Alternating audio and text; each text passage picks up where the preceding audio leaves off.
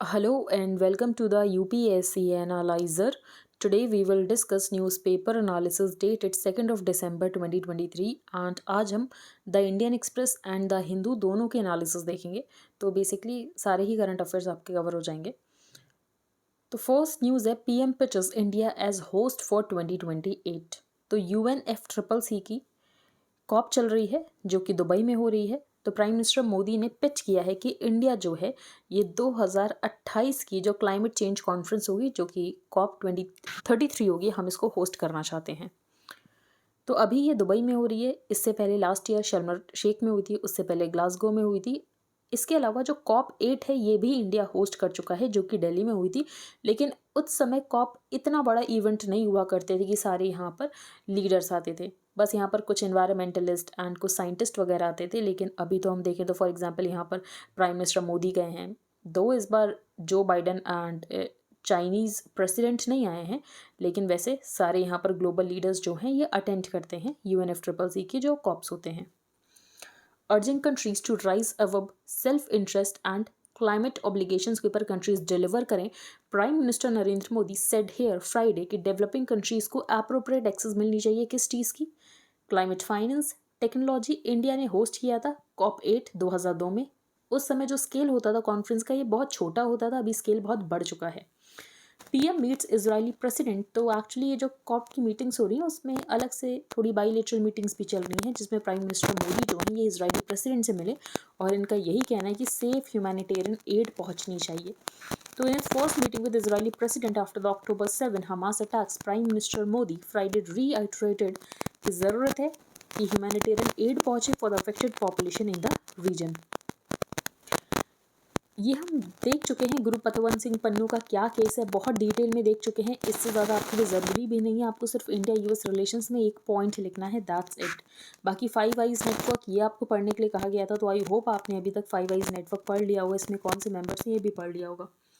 As US sanctions on Venezuela eased. तो Venezuela के ऊपर US ने सेंक्शंस लगा दिए थे जिसकी वजह से वेनेजुएला से हमने ऑयल इंपोर्ट करना बंद कर दिया था। तो अभी US जो है वो सेंक्शंस को ईज कर रहा है, तो उसके बाद जो इंडिया है ये इंपोर्ट करेगा ऑयल फ्रॉम वेनेजुएला। तो वेनेजुएला से हम काफ़ी ज़्यादा ऑयल इंपोर्ट करते थे। 2019 में वेनेजुएला हमारा 5th लार्जेस्ट सप्लायर था, लेकिन सेंक्शंस के बाद हमने वेनेजुएला से इंपोर्ट करना कम कर दिया था, इनफैक्ट बंद ही कर दिया था। वेनेजुएला बहुत सारे डिस्काउंट्स भी ऑफर कर रहा था, लेकिन अभी तो यहाँ पर सैंक्शंस कम कर दिए गए हैं, तो जो वेनेजुएला है ये अभी डिस्काउंट्स थोड़े कम ऑफर करेगा। तो डिस्काउंट में जो चाइनीज़ हैं ये ऑयल परचेज कर रहे थे वेनेजुएला से। तो with the US easing sanctions on Venezuela, India's crude oil imports from Caracas are set to resume after 3 years, with private sector giant Reliance Industries Limited booking 3 tankers scheduled to load oil from the Latin American country. Next, governor can't send readopted bill to president after withholding assent. तो governor GS2 में एक topic है, तो governor के ऊपर questions आते रहते हैं, तो गवर्नर आपको प्रिपेयर करके रखना है। इसके अलावा आपको कुछ जजमेंट्स भी प्रिपेयर करके रखने हैं। For example SR Bommai judgment में क्या बोला गया था, तो ऐसे आपको कुछ जजमेंट्स प्रिपेयर करके रखने हैं गवर्नर को लेकर। तो सुप्रीम कोर्ट का यही कहना है, फॉर एग्जाम्पल कोई बिल पास होकर गवर्नर के पास गया एंड गवर्नर ने एसेंट को विदहोल्ड किया, काफ़ी टाइम तक एसेंट को विदहोल्ड करे रखा, फिर ये केस यहाँ पर सुप्रीम कोर्ट में जाता है, फिर सुप्रीम कोर्ट यहाँ पर बोलता है कि गवर्नर इस तरीके से नहीं रख सकता है, गवर्नर को यहाँ पर कन्वे करना पड़ेगा। एंड उसके बाद अगर ये बिल वापस भेजा जाता है एंड ये बिल वापस आता है फॉर द रिकन्सिडरेशन एंड पास होने के बाद अगर गवर्नर के पास जाता है, तो गवर्नर इसको प्रेसिडेंट को रेफर नहीं कर सकते हैं। इसका मतलब ये है कि गवर्नर जो 3 ऑप्शंस अवेलेबल हैं, या तो आप एसेंट दो, या तो आप एसेंट को विदहोल्ड करो, या तो आप प्रेसिडेंट के लिए रिजर्व कर सकते हो। तो आप इनमें से एक ही ऑप्शन चूज कर सकते हो। आप ये नहीं कर सकते हो कि एक बार आपने विदहोल्ड कर लिया एसेंट सेम बिल पर एंड दूसरी बार आपने बोला कि मैं प्रेसिडेंट के लिए रिजर्व कर देता हूँ। ऐसा नहीं होना चाहिए। अगर ऐसा होगा तो एक्चुअली स्टेट गवर्नमेंट की फंक्शनिंग ही रुक जाएगी। तो observing that a governor can't refer for presidential assent a bill passed by the assembly and later readopted or reenacted, the Supreme Court said Friday it would like Tamil Nadu Governor RN Ravi to engage with the Chief Minister and जो भी ये impasse हुआ है इसको resolve करने की कोशिश करें। बाकी आर्टिकल 200 में लिखा हुआ है कि गवर्नर क्या क्या कर सकता है बिल्स के साथ, तो ये सब कुछ आपको पता होना चाहिए। आई होप आपने लक्ष्मीकांत में स्टैटिक पोर्शन में ये पढ़ा होगा। Dissemination of fake news drowns out true info. तो एक्चुअली फेक न्यूज़ एक बहुत बड़ा कंसर्न है, तो GS3 में इंटरनल सिक्योरिटी में भी टॉपिक आ सकता है कि फेक न्यूज़ जो है ये इंटरनल सिक्योरिटी के लिए कैसे एक बड़ा खतरा बन सकता है। यहाँ पर एक इनिशिएटिव इंडिया का मेंशन है, वैसे आगे वाले पेजेस में भी आएगा, ग्रीन क्रेडिट्स इनिशिएटिव, जो कि अक्टूबर में लॉन्च किया गया था by the ministry of environment. And ये एक्चुअली क्या है कि कोई भी इंडिविजुअल, कम्युनिटी, कंपनी, कोई भी अगर कोई ऐसा एक्शन लेती है जिसकी वजह से एनवायरनमेंट के ऊपर पॉजिटिव बेनिफिट मिलता है, तो उसको यहाँ पर ग्रीन क्रेडिट्स मिलेंगे। तो he said India's recently launch green credits initiative is something that the entire world should adopt. Programme launch किया गया था एनवायरनमेंट मिनिस्ट्री के द्वारा, is a way of incentivising environmental actions by offering green credits for projects जो कि environment को help करें किसी भी वे में। In its first round activities in water conservation and afforestation इसको एक्नॉलेज किया जाएगा। ग्लोबल क्लाइमेट इनिशिएटिव्स में इंडिया ने बहुत सारी चीज़ें लॉन्च की हैं, for example international solar alliance, कोalition of disaster resilient infrastructure mission life. इसके अलावा G20 में ग्लोबल बायोफ्यूल्स अलायंस हमने लॉन्च किया था, जिसमें हमने ग्लोबल साउथ कंट्रीज से ये भी कहा है कि अगर आपको भी ज्वाइन करना है ग्लोबल बायोफ्यूल्स अलायंस तो आप बिल्कुल कर सकते हैं। Navy chief centre to decide on scaling down military presence in Maldives. तो मालदीव्स में जब से ये प्रेसिडेंट मुइज़्ज़ू आए हैं तो ये काफ़ी प्रो चाइना है, जिसकी वजह से ये हो सकता है कि जो इंडिया की मिलिट्री प्रेजेंस है उसको बाहर निकालने की बात करें कि इंडिया अपनी मिलिट्री प्रेजेंस को यहाँ से रिमूव कर दे। तो नेवी चीफ से यही क्वेश्चन किया गया था, क्या हम अपनी मिलिट्री प्रेजेंस को स्केल डाउन करने वाले हैं। तो इनका यही कहना है कि ये सेंटर डिसाइड करेगा कि हम यहाँ पर स्केल डाउन करने वाले हैं या नहीं करने वाले हैं। इंडिया मालदीव्स रिलेशंस के बारे में आपको यहाँ पर एक दो पॉइंट्स मिल जाएंगे। फॉर एग्जाम्पल, जो इलीगल एक्टिविटीज़ होती है वहाँ पर हम सर्विलांस के लिए बहुत हेल्प करते हैं मालदीव्स को। इसके अलावा मालदीव्स को हमने हेल्प की है, बहुत सारे एसेट्स हमारे डिप्लॉयड है मालदीव्स में। Adding that India has assisted the country in multiple ways over the last 5 years, including हमने 500 मेडिकल इवैक्यूएशंस किए हैं, कंट्री को हेल्प किया है कि कंट्री इलीगल एक्टिविटीज़ को डिटेक्ट कर सके। बाकी इंडो पैसिफिक के लिए मालदीव्स हमारे लिए बहुत इंपॉर्टेंट है। Women officer to take over command of warship, actually इन वुमेन ऑफिसर का नेम मेंशन नहीं है तो आप एग्जाम्पल में नहीं लिख सकते हो, या आप सर्च कर लेना कि कौन सी वुमेन ऑफिसर है। आगे हम चलते हैं। Extending BSF jurisdiction doesn't take away powers of Punjab police. तो फॉर एग्जांपल यहाँ पर पंजाब पुलिस है एंड BSF का जो jurisdiction है पहले 15 किलोमीटर हुआ करता था, लेकिन उसको 50 किलोमीटर कर दिया गया है। तो वहाँ पर पंजाब पुलिस का jurisdiction होना चाहिए, लेकिन BSF का jurisdiction इंक्रीज़ कर दिया। सो यहाँ पर पंजाब गवर्नमेंट जो है वो सुप्रीम कोर्ट जाती है। सुप्रीम कोर्ट ये कहता है कि BSF को अगर jurisdiction दिया गया, इसका मतलब ये नहीं कि पंजाब पुलिस का jurisdiction यहाँ पर ख़त्म हो जाता है। BSF के पास बस यहाँ पर कंकरेंट पावर्स हैं, पंजाब पुलिस की पावर ली नहीं गई हैं। तो जब भी आप फेडरलिज्म के बारे में लिखो तो CBI, ED ये सब बच्चे लिखते हैं। आप ये इशू भी लिख सकते हो कि BSF का जुरिस्डिक्शन कैसे एक्सटेंड किया जा रहा है, एंड ये भी फेडरलिज्म या कोऑपरेटिव फेडरलिज्म में एक प्रॉब्लम हो सकता है। तो ये भी आप मेंशन कर सकते हो। आप GST का कॉम्पनसेशन से मेंशन कर सकते हो। तो आपको बेसिकली क्या करना है, लेजिस्लेटिव क्या यहाँ पर इशूज़ हैं, एडमिनिस्ट्रेटिव क्या इशूज़ हैं एंड फिस्कल क्या इशूज़ हैं, तीनों को डिमार्केट करके एंड हर पॉइंट में एटलीस्ट 5 पॉइंट्स लिख देना, तो 15 पॉइंट्स हो जाएंगे आपके पास। Climate goals global south needs finance technology से इस प्राइम मिनिस्टर। तो ग्लोबल साउथ डेवलपिंग कंट्रीज़ जिन्होंने एमिशंस तो नहीं किए, लेकिन क्लाइमेट इम्पैक्ट की वजह से सबसे ज़्यादा इनको ही यहाँ पर इकोनॉमिक लॉसेज हो रहे हैं, नॉन इकोनॉमिक लॉसेज हो रहे हैं। तो डेवलप्ड कंट्रीज़ को ज़रूरी है कि डेवलप्ड कंट्रीज़, ये जो ग्लोबल साउथ की कंट्रीज़ है जो कि मोस्टली यहाँ पर डेवलपिंग कंट्रीज़ हैं, लीस्ट डेवलप्ड कंट्रीज़ हैं जो कि यहाँ पर क्लाइमेट चेंज का ब्रंट झेल रहे हैं, इनको यहाँ पर टेक्नोलॉजी दी जाए, इनको यहाँ पर फाइनेंस दिया जाए। तो in keeping with its pursuit to forcefully raise issues of common concern of the developing countries, prime minister Narendra Modi ने रेपिटेडली रेफर किया है ग्लोबल साउथ को as he called for more climate finance technology and carbon space. Global south relatively new formulation है, ये उन countries को refer किया जाता है जो कि डेवलपिंग या लीस्ट डेवलप्ड कंट्रीज में है। Everyone knows that countries of the global south including India, इन्होंने बहुत कम क्लाइमेट चेंज किया। फॉर एग्जांपल अगर इंडिया के हिस्टोरिकल एमिशंस की बात करें तो ये सिर्फ 3% है, जो कि बहुत ज़्यादा कम है, एंड पर कैपिटा एमिशंस तो हमारा और ज़्यादा कम है। A small group of human society ने इनडिस्क्रिमिनेट एक्सप्लॉयटेशन किया, इंडस्ट्रियलाइजेशन किया एंड डेवलपमेंट किया अपना, एंड सब लोग यहाँ पर क्लाइमेट चेंज से अभी जूझ रहे हैं। तो यही सब बताया गया है। फिर उसके बाद यहाँ पर बात की गई है शर्म एल शेख की। तो शर्म एल शेख में actually loss and damage fund बनाया गया था। तो लॉस एंड डैमेज फंड में क्या किया गया है वो हम आगे देखेंगे एक्सप्लेन पेज पर। बिहार गवर्नमेंट ने एक मिशन लॉन्च किया जिसका नाम है दक्ष मिशन। अब ये क्यों लॉन्च किया गया है, तो बच्चे बहुत ड्रॉप आउट कर रहे थे। क्यों? क्योंकि बच्चे वीक होते हैं स्टडीज़ में, जिसकी वजह से उनके पास मोटिवेशन भी नहीं होता है। तो बच्चों के ऊपर यहाँ पर स्पेशल फोकस किया जाए जो कि वीक है मैथमेटिक्स, हिंदी, इंग्लिश में, तो उनको यहाँ पर हेल्प करने के लिए लॉन्च किया गया है बिहार गवर्नमेंट का दक्ष मिशन। नेक्स्ट है एल नीनो अदर फैक्टर्स, जिसकी वजह से वार्म विंटर है। तो एल नीनो क्या होता है, ला नीना क्या होता है। आई होप आपने ज्योग्राफी के स्टैटिक पोर्शन में पढ़ा होगा, नहीं पढ़ा तो पढ़ लेना एक बार, क्योंकि मेंस में भी क्वेश्चन आ ही सकता है कि एल नीनो ला नीना इसका क्या इफेक्ट होता है मॉनसून के ऊपर। तो ये थोड़ा बहुत आपको बस पढ़ना है। इसके अलावा VC अपॉइंटमेंट इशू, तो ये आप भी लिख सकते हो यहाँ पर फेडरलिज्म का इशू। तो एक्चुअली यहाँ पर जो गवर्नर हैं उनका ये कहना है कि गवर्नर अपनी स्टैट्यूटरी कैपेसिटी में काम करता है वाइस चांसलर्स को अपॉइंट करने के लिए। तो यहाँ पर ये बाउंड नहीं होता by the aid and advice of the council of ministers. And यही सुप्रीम कोर्ट का भी जजमेंट आया है कि जो गवर्नर है ये बाउंड नहीं होता है वाइस चांसलर्स को अपॉइंट करते हुए by the aid and advice of the council of the ministers. Couldn't tell wives remembering top secret operation that took India to Antarctica।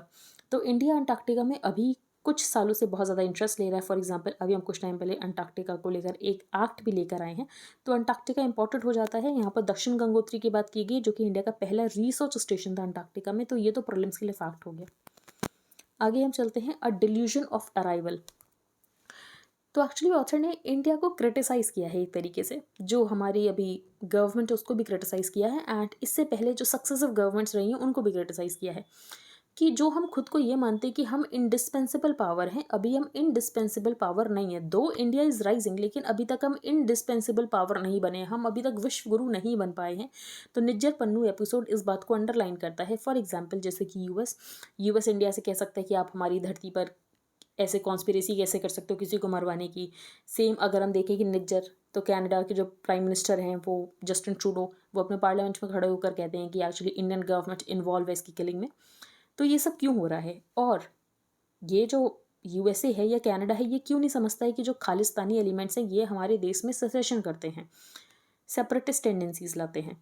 तो अगर ये सेपरेटिज्म कर रहे हैं तो यूएसए इनके अगेंस्ट एक्शन क्यों नहीं लेता। तो अगर हम यूएसए के लिए इतने ही ज़रूरी होते, अगर हम इतने ही इंडिस्पेंसिबल पावर होते, तो अगर खालिस्तानी एक्सट्रीमिज्म यूएस में या कनाडा के थ्रू ऑपरेट हो रहा होता तो ये दोनों कंट्रीज एक्शन लेते, लेकिन ये दोनों कंट्रीज एक्शन नहीं ले रहे हैं। वही अगर हम यूएस की बात करें तो हम यूएस को ग्लोबल पावर क्यों कहते हैं। फॉर एग्जांपल अगर यूएस को ज़रा सा भी लगता है कि कहीं पर भी एंटी यूएस सेंटीमेंट्स है तो यूएस तो एक्चुअली वहाँ पर जाकर वॉर ही कर देता है। फिर आप इराक का एग्जाम्पल ले सकते हो, बहुत सारे ऐसे एग्जाम्पल्स हैं। जैसे यहाँ पर तेजस की बात की गई तो Tejas is an indigenously built aircraft built over decades, लेकिन अभी तक ये रेडी एंड केपेबल नहीं है। डिफेंस के लिए अभी भी हम इम्पोर्ट डिपेंडेंट हैं। तो imparting a false sense of pride and confidence to the people is par for the course, क्योंकि डोमेस्टिक पॉलिटिक्स में आपको हेल्प करता है। फॉर एग्जाम्पल आप बार बार ये बात कहो कि इंडिया ऐसा हो चुका है वैसा हो चुका है, विश्व गुरु बन चुके हैं, तो लोगों को फील होता है कि वो विश्व गुरु सही में बन चुके हैं, जिसकी वजह से वो यहाँ पर वोट करेंगे आपकी पर्टिकुलर पार्टी को। तो India's adversaries know very well the extent of the import dependence of the India's armed forces. तो आर्म्ड फोर्सेज को जो यहाँ पर इक्विपमेंट्स की ज़रूरत होती है, जो वेपन्स की ज़रूरत होती है, उसके लिए अभी तक हम इम्पोर्ट डिपेंडेंट हैं। Did India's national security managers really imagine that they could get away with it? Was the political leadership in the know? Was it ill-advised? फिर यहाँ पर बात किया गया है कि जो विश्व गुरु वर्ल्ड पावर की हम बात करते हैं, अभी तक हम वहाँ पहुँचे नहीं है, दो इंडिया राइज कर रहा है।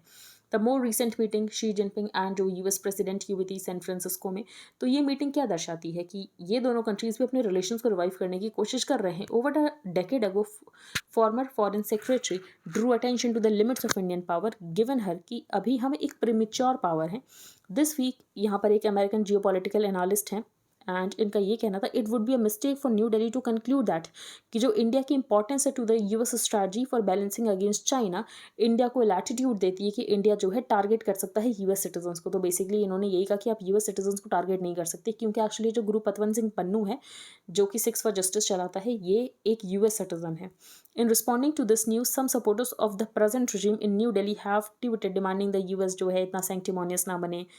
ठीक है, ये सब कुछ इंपॉर्टेंट नहीं है।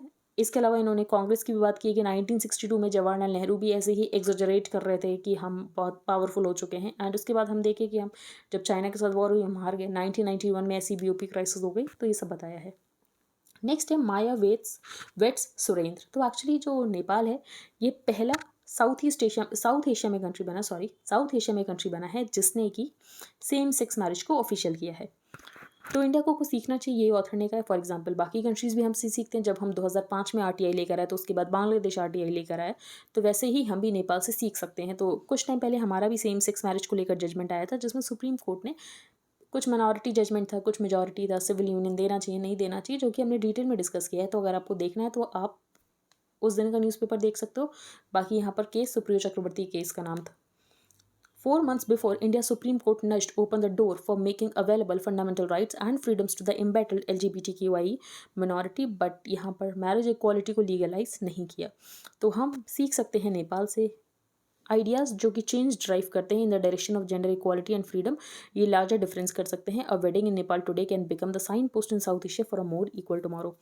नेक्स्ट यहाँ पर बात की गई है लीगल लैंग्वेज। तो लीगल लैंग्वेज एक्चुअली बहुत टफ होती है, उसके डिफरेंट इंटरप्रिटेशंस होते हैं, जिसकी वजह से ऑर्डिनरी सिटीजन को नहीं पता होता है कि अगर वो ये करेगा तो उसके ऊपर क्या क्या एक्शंस लिए जा सकते हैं। तो ब्रिटिश ने जानबूझकर इस तरीके की लीगल लैंग्वेज को यूज़ किया था, कॉम्प्लिकेटेड, कि यहाँ पर लोगों को जेल में डाला जा सके। तो बहुत ड्रैकोनियन लॉस थे अगर हम बात करें, एंड वो ड्रैकोनियन लॉस को हम आज भी यूज़ कर रहे हैं। दो यहाँ पर नए नए लॉज लाने की बात की जा रही है, यहाँ पर जो IPC CRPC एविडेंस एक्ट है सबको रिप्लेस किया जा रहा है। तो लीगल लैंग्वेज को सिंप्लीफाई करना बहुत ज़रूरी है, तभी सिटीजन्स यहाँ पर एम्पावर हो पाएंगे एंड कॉलोनियल लेगेसीज जो है वो कम हो पाएगी। और उसके लिए सरकार बहुत सारे स्टेप्स ले रही है। तो during the constituent assembly debates BR Ambedkar said we must not forget that the constitution is for the people of India and it is for the ordinary people. We must see that the constitution is not only passed by the constituent assembly but that it is also worked by the common people of the country. तो access to justice की बात की गई, जो कि तभी हो सकती है अगर हम अपनी लीगल लैंग्वेज को सिंप्लीफाई करें। न्यू इंडिया न्यू डिप्लोमेसी, तो अक्टूबर 28 को एक आर्टिकल आया था जिसमें एक्चुअली ऑथर ने क्रिटिसाइज़ किया था कि ये जो वन लाइनर्स होते हैं इससे आपको कोई ज़्यादा फ़ायदा नहीं मिल रहा है। जो डिप्लोमेसी होती है ये किस तरीके से होनी चाहिए एंड हमारी डिप्लोमेसी किस तरीके से चल रही है उसको क्रिटिसाइज़ किया। तो ऑथर ने एक्चुअली उस आर्टिकल के काउंटर में आर्टिकल लिखा है। So there was a suggestion in these pages earlier this week that diplomacy should be nimble, accompanied by a jibe that smart one-liners will serve little purpose. फिर यहाँ पर author ने बहुत सारे एग्जांपल्स दिए हैं जिसमें वन लाइनर्स बहुत सारा पर्पस सॉल्व करते हैं। फॉर एग्जांपल हमारे प्राइम मिनिस्टर मोदी जब SCO के समिट में गए थे एंड वहाँ पर उन्होंने कहा था रशिया से कि ये जो एरा है ये वॉर का एरा नहीं है। एंड ये बात जब बाली डिक्लेरेशन होता है G20 का, हमसे पहले जब यहाँ पर इंडोनेशिया के पास प्रेसिडेंसी थी तो वहाँ पर बाली में मीटिंग होती है एंड वहाँ पर बाली डिक्लेरेशन होता है। तो बाली डिक्लेरेशन में ये बात कही जाती है कि today's era is not a war. तो हमारा वन लाइनर लेकिन इतना फेमस हो गया। फिर यहाँ पर दूसरी बात की गई कि इंडिया चाइना रिलेशंस, तो जो हमारे एक्सटर्नल अफेयर्स मिनिस्टर उनका यही कहना है कि इंडिया चाइना रिलेशंस बेस्ड होने चाहिए on mutual sensitivity, mutual respect and mutual interest. तो ये सब यहाँ पर बताया गया। आगे हम चलते हैं। यहाँ पर इंपॉर्टेंट आर्टिकल नहीं है, the good news on growth. तो Q2 का डेटा आया है, GDP ने सरप्राइज कर दिया है, मैन्युफैक्चरिंग 13.9% रहा है, लेकिन आपको हर क्वार्टर का डेटा नहीं याद करना होता है। Israeli war planes pound Gaza south, तो एक्चुअली यहाँ पर ट्रूस खत्म हो चुका है, वापस यहाँ पर इसराइल ने अटैक करना स्टार्ट कर दिया है। बाकी इसराइल ने अरब स्टेट से यही कहा है कि वॉर खत्म होने के बाद हम ये चाहते हैं कि गाजा में एक बफर का एरिया होना चाहिए, एक बफर जोन होना चाहिए, सो दैट फिर से हमास इस तरीके से कभी अटैक ना कर सके। Result of state elections tomorrow, तो एग्जिट पोल किस तरीके से रीड करने चाहिए, इस आर्टिकल में एक्चुअली कुछ इंपॉर्टेंट था ही नहीं। ये कहा गया था कि एग्जिट पोल्स गलत क्यों होते हैं, क्योंकि यहाँ पर जो सैम्पल साइज 2 बड़ा है लेकिन वो रिप्रेजेंटेटिव नहीं होता, जिसकी वजह से हमारे एग्जिट पोल्स गलत होते हैं। शेम मेनेक्सो, तो एक्चुअली इनके ऊपर मूवी आई है एंड इनके बारे में बताया गया है कि इनको कैसे पाकिस्तान जो है वो अपनी तरफ लेना चाह रहा था, कि जो यहाँ पर जिन्ना है उन्होंने इनसे रिक्वेस्ट की थी कि आप पाकिस्तान की मिलिट्री को ज्वाइन करो। तो वैसे तो यहाँ पर जो हिंदूज़ हैं वो इंडिया ज्वाइन कर रहे थे, जो मुस्लिम्स हैं वो पाकिस्तान ज्वाइन कर रहे थे। ये पार्सी थे जिसकी वजह से इनको एक ऑप्शन दिया गया था कि आप इंडिया को भी ज्वाइन कर सकते हो एंड पाकिस्तान की मिलिट्री को ज्वाइन कर सकते हो, जैसा आपको मानो। एंड इन्होंने इंडियन मिलिट्री को चुना। वो सब बताया गया, आपके एग्जाम के लिए इंपॉर्टेंट नहीं है लेकिन एक बार देख लिया। द GDP ग्रोथ सरप्राइज, तो ये बताया कि हमारी GDP 7.6% से ग्रो हुई है, जिसमें मैन्युफैक्चरिंग 13.9% से ग्रो हुई है, जो कि बहुत ज़्यादा है। फिर GDP एंड GVA में फ़र्क बताया है। GVA क्या होता है कि ये वैल्यू एडिशन कितना हुआ। GDP actually expenditure side of the economy को दिखाता है and GVA income side of the economy को दिखाता है। Loss and damage fund approved at the COP28, तो loss and damage fund COP27 में बनाया गया था, जो कि शर्म शेख में हुआ था। इस बार इसको अप्रूव कर दिया गया है एंड यहाँ पर यूरोपियन यूनियन ने पैसा दिया है, बाकी यहाँ पर जर्मनी ने पैसा दिया है, कुछ $400 मिलियन यहाँ पर हो चुके हैं। अब ये पैसा जो है ये उन डेवलपिंग कंट्रीज़ के पास जाएगा जो कि एक्चुअली क्लाइमेट डिजास्टर्स को फेस कर रहे हैं, सी लेवल राइज हो रहा है या तो फ्लड्स आ रहे हैं एक्सट्रीम, तो उनको ये पैसा दिया जाएगा। According to one recent study, climate disasters की वजह से $1.5 ट्रिलियन का नुकसान हो रहा है और यहाँ पर मिले कितने हैं, सिर्फ $400 मिलियन। तो बढ़ाने की ज़रूरत है एंड इस फंड को मैनेज किया जाएगा by the world bank. World bank इसको मैनेज करेगा, लेकिन इसको कैसे रिफिल किया जाएगा, कैसे रिप्लेनिश किया जाएगा, अभी इसके बारे में कोई आइडिया नहीं है। Green house gases include methane, nitrous oxide, water vapour, carbon dioxide with CO2 responsible most of the global heating. Carbon particles जो हैं ये एक्सट्रीम लार्ज क्वांटिटीज़ में रिलीज होते हैं एंड ये अर्थ के एटमॉस्फेयर में बहुत लंबे समय तक रहते हैं, फॉर 100 और even thousands of year, and ये अर्थ के एटमॉस्फेयर को लगातार वार्म करते रहते हैं, जिसकी वजह से ग्लोबल वार्मिंग होती है। ग्लोबल वार्मिंग की वजह से क्लाइमेट चेंज होता है। Oil imports rise in November on high demand, ये इंपॉर्टेंट नहीं है तो उसको हम स्किप कर रहे हैं। OPEC प्लस को ब्राज़ील ज्वाइन कर रहा है, तो बस ये छोटा सा fact, Brazil to join OPEC plus. एक इंपॉर्टेंट अनाउंसमेंट है, UPSC एनालाइजर मेंटरशिप प्रोग्राम चल रहा है। तो अगर आपको 2024 आप टारगेट कर रहे हो एंड 2024 का अगर आपको प्रीलिम्स एंड मेंस क्वालिफाई करना है तो आप इस मेंटरशिप प्रोग्राम को ज्वाइन कर सकते हो, जिसमें हम सारे करंट अफेयर्स कवर कर रहे हैं, जिसकी आपको रिकॉर्डेड वीडियोस मिलेंगी, प्रीलिम्स एंड मेंस के लिए ग्रुप लाइव सेशंस होते हैं, तो जिसमें पूरा प्रीलिम्स डिस्कस करें, पूरा मेंस डिस्कस कर रहे हैं एंड करंट अफेयर्स की आपको रिकॉर्डेड वीडियोस मिलेंगी। प्रीलिम्स एंड मेंस के 2 लाइव सेशंस होते हैं, लेकिन आपको इनके रिकॉर्डेड जो ऑडियो एंड वीडियोस हैं ये सब मिल जाएंगी। प्राइस यहाँ पर मेंशन है, you can make payment via UPI to the given UPI ID and then you have to send your name, email ID, mobile number, proof of payment to the given email ID. इसके अलावा अगर आपको Indian express and Hindu में जो भी हम discuss करेंगे, अगर आपको उसका स्टैटिक पोर्शन चाहिए प्लस जो हाईलाइटेड न्यूज़पेपर है, तो ये आपको मिल जाएगा एंड इसके लिए आपको पे करना पड़ेगा 150 रुपीज़ पर मंथ। तो 150 रुपीज़ में आपको इंडियन एक्सप्रेस एंड हिंदू दोनों ही मिलेगा। तो first news, India offers to host 2028 climate meet, जो कि हम देख चुके हैं इंडियन एक्सप्रेस में कि 2028 की क्लाइमेट मीट को हम होस्ट करना चाहते हैं। नेक्स्ट हम चलते हैं आगे। Improving the capability of the Indian state, तो इंडियन स्टेट की केपेबिलिटी इतनी कम क्यों है? The Indian state is a paradox of too big and yet too small. For example, अगर आपको कोई बिजनेस स्टार्ट करना है या तो आपको कोई घर बनाना है, तो आप रियलाइज़ करोगे कि कितने सारे आपको यहाँ पर लाइसेंसेस लेने होते हैं। फॉर एग्जाम्पल, आई रिमेंबर एक इकोनॉमिक सर्वे में ईज़ ऑफ डूइंग बिजनेस का यहाँ पर डेटा था, जिसमें ये बताया गया था कि गन लाइसेंस लेना कितना आसान है एंड अगर आपको यहाँ पर एक रेस्टोरेंट खोलना है तो उसके लिए आपको 40-50 लाइसेंसेस के लिए अप्लाई करना पड़ता है। Even as an ordinary citizen one can never be sure कि क्या आप right side of the law में हो। अगर पब्लिक सेक्टर शेयर देखें टोटल एम्प्लॉयमेंट में तो बहुत कम है, 5.77% is half the corresponding figures for Indonesia and China and just about a third of that in the UK. फिर यहाँ पर ये बताया गया है कि जो गवर्नमेंट पर्सनल है इन इंडिया ये बहुत कम है। अगर हम यूएस से कंपेयर करें तो 1600 पर मिलियन है, जबकि यूएस में 7500 है। Public expenditure to GDP ratio, इसके अलावा टैक्स टू जीडीपी रेशियो बहुत कम है हमारा। तो टैक्स टू जीडीपी रेशियो क्यों कम है, ये आप बताना, आपको कौन कौन से पॉइंट्स पता है कि हमारा टैक्स टू जीडीपी रेशियो इतना कम क्यों है। फिर नेक्स्ट यहाँ पर ये बताया गया है debating the role of the state. तो प्रोपोनेंट्स ये कहते हैं कि इंक्लूसिव डेवलपमेंट के लिए यहाँ पर बिगर रोल होना चाहिए स्टेट का। फॉर एग्जांपल, यहाँ पर हेल्थ में स्पेंडिंग ज़्यादा होनी चाहिए, एजुकेशन में स्पेंडिंग ज़्यादा होनी चाहिए, सोशल सिक्योरिटी होनी चाहिए। लेकिन जो दूसरी तरफ डिट्रैक्टर्स हैं उनका ये कहना है कि इतने सारे पॉलिसी फेलियर्स हुए हैं तो हमारे पास स्मॉलर स्टेट होना चाहिए। The unwieldy states performance the content is disappointing on all fronts. अगर हम बात करें स्टूडेंट के लर्निंग आउटकम्स, तो फॉर एग्जाम्पल जो प्रथम एनजीओ असर रिपोर्ट निकालता है उससे आप देख सकते हो कि जो 5th क्लास का बच्चा है वो 2nd क्लास का जो मटीरियल उसको रीड नहीं कर पाता है। चाइल्ड, तो यहाँ पर infant mortality rate, maternal mortality rate, अभी भी हम अपने टारगेट तक नहीं पहुँच पाए। फार्म प्रोडक्टिविटी कम हो रही है। तो अगर हम इंडियन स्टेट देखें तो ये पीपल थे ना कि लोगों के साथ क्या हो रहा कोई फ़र्क नहीं पड़ता, लेकिन प्रोसेस के साथ हम बहुत अडहेयर करते हैं। आउटकम से हमें कोई फ़र्क ही नहीं पड़ता है, हम मीन्स के ऊपर बहुत ज़्यादा चलते हैं कि सब कुछ यहाँ पर प्रोसेस के थ्रू होना चाहिए, फिर भले ही रिजल्ट ना आए। The main problem however is the perverse incentives created by public institutions and the skill gap among officials. For instance, there is an extreme concentration of policy making and implementation powers within departments. तो Indian case में यहाँ पर national highway authority of India की बात की गई, जिसका काम है नेशनल हाईवे प्रोजेक्ट्स को एग्जीक्यूट करना एंड पॉलिसी डिसीजंस लिए जाते हैं मिनिस्ट्री लेवल पर, एंड जिसकी वजह से डिलेज कम हुए हैं, ओवररन्स, यहाँ पर कॉस्ट ओवररन्स कम हुए हैं। द टेक्नोक्रेटिक गैप, तो एक्चुअली इंडिया में बहुत सारा काम यहाँ पर आउटसोर्स करना पड़ता है। फॉर एग्जांपल, अगर आपको याद हो हमने इंडियन एक्सप्रेस में डिस्कस किया था कि कैसे यहाँ पर बिग 4 को कितनी यहाँ पर आउटसोर्सिंग की गई थी कंसल्टेंसी के लिए। तो हमें यहाँ पर कंसल्टेंसी फर्म्स क्यों हायर करने पड़ रहे हैं? तो top policy makers exhibit a lack of technocratic skills to govern and increasingly complex economy in the absence of adequate capability to deal with economic, financial, contract and other technical matters.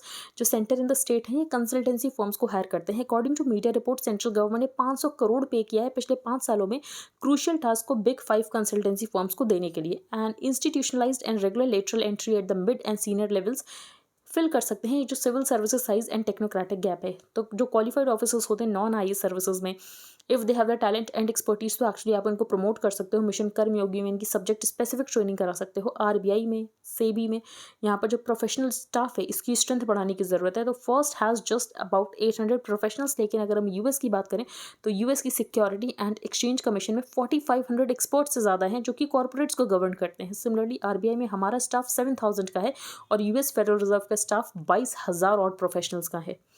तो ये सब कुछ यहाँ पर बढ़ाने की ज़रूरत है, ये सब कुछ बताया है। एंड अगर ऑफिशियल से जेन्यून गलती है, फॉर एग्जांपल उसने यहाँ पर लोन पास किया एंड सारे उसने डॉक्यूमेंट्स कोलैटरल लेकर लोन पास किया एंड उसके बाद भी एनपीए बन जाता है, तो आपको उसको परेशान करने की ज़रूरत नहीं है। अगर आप ऐसा करोगे तो आपके देश में पॉलिसी पैरालिसिस हो जाएगा। यहाँ पर कुछ भी डिसीजन लेने से पहले ऑफिसर्स बहुत डरेंगे।